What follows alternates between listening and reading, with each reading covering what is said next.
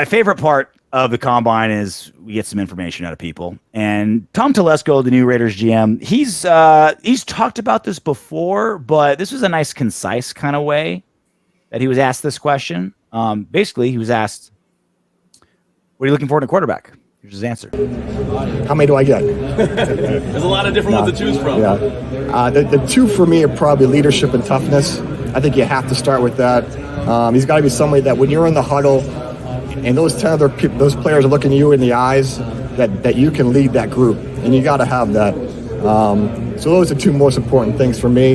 And then it kind of goes into, preparation skills for that position is like none other. Probably like no other sport in professional sports. So talking about leadership, toughness, preparation skills. And then when you get to the physical abilities, then you start having sliding scales for different things, because there's no perfect players. You have to realize that. But I always start with leadership and toughness, work my way from there. Kind of generic, but kind of specific a little bit. I know that I just oxymoroned myself. Do you think he's talking about a specific player, or do you think he's just talking in generalities? I think in that clip he's just talking in generalities, but I do think I'm convinced everybody has their guy that they think they can get. Mm-hmm. And what the combine does, it just kind of confirms what you've already watched on tape. If something pops, okay, then I'm going to go back into the tape and see why didn't it show up, or did I miss it, right? Mm-hmm. But as of right now, the work is pretty much done as far as like the football acumen, the football, like how good they are at playing the game of football. Tape study, that kind of thing. That shit's all done already.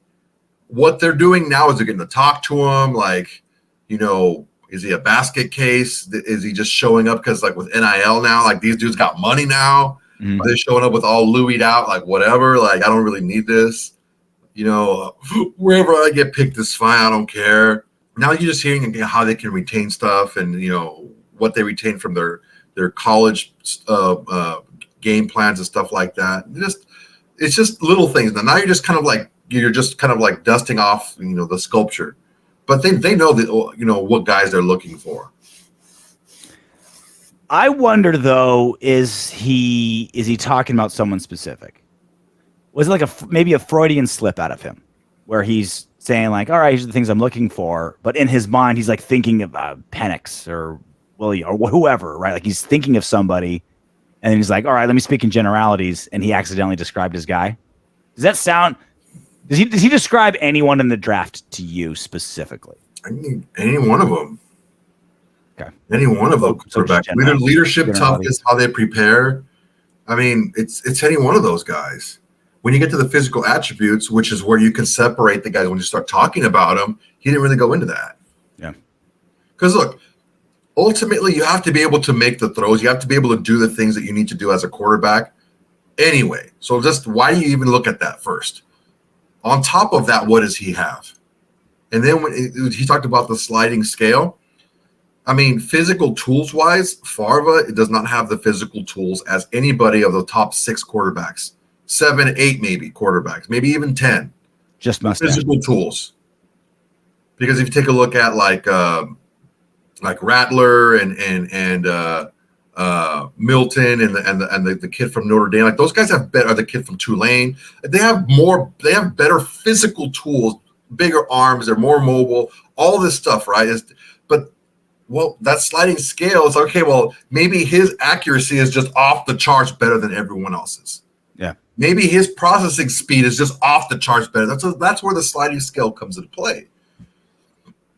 But I don't think he's the one spot or the one thing that he was talking about that could separate the players from one another. He didn't really talk about it at all. I do appreciate the elements of like he looks at like leadership first, which because you think of like intangibles and you think like, all right, well, like he can process and throw the ball and he can run and he's got a lot of experience and he won in college and this is like, no, I want leadership quality. I want you to be able to stand in a huddle and command. I don't know. It seems kind of like romantic as opposed to like something you can tangibly put your finger on. Ultimately, man, your quarterback, if you want to win consistently for a long period of time, you need to be able to just watch like coach's film of a guy play with no crowd, no bias announcing or anything like that, and he needs to pop off the screen. Mm-hmm. He needs to be your quarterback needs to pop off the screen to be, oh wow, that's a really good quarterback. Yeah, consistently, like that has to happen in order for you to be that. Do you think he with that description he's thinking more free agent than rookie? Do you think he's thinking draft with that description, or is he thinking veteran? I think he would rather draft a guy because then they set their timetables at the same time.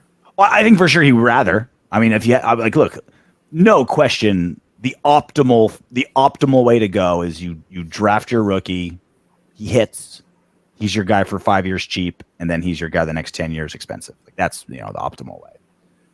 I'm just trying to, because again, Telesco's new GM for us, right? Like he's been in the job for a month. I'm really trying to get into his brain, and maybe I'm overanalyzing 42 seconds of him being on the podium, but that's kind of like we're nibbling whatever morsels we got as I try to figure out Telesco. So I know his history, right? I can look at I remember who he drafted and who he got, and pretty successful, right? Pretty good at it.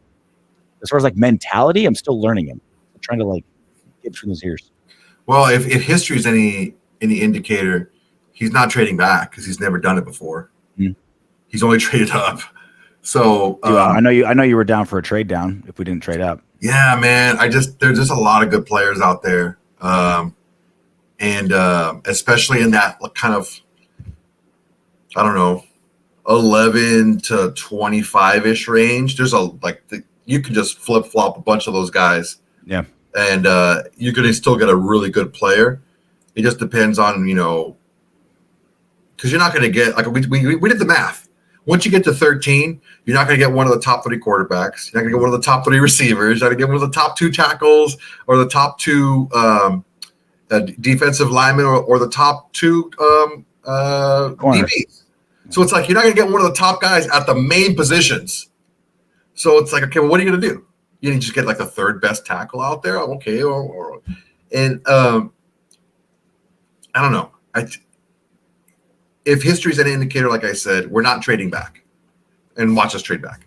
But he's definitely is a guy that is, because if you take a look at the top quarterbacks in the draft, they tell you what teams that they're interviewing with. Yeah, this is interviewing with the top 3 picks, right? And from the Giants and the Raiders, like it's always and the Raiders. They're always one of the guys. They're interviewing all the freaking quarterbacks. So they're gonna get one this season. They're gonna draft one, whether it's the first round they move up or they get one later in the draft, but they're gonna get one. Hey, you made it to the end of our video. Great job. I know you want more. Go ahead and click the next video. And if you're feeling crazy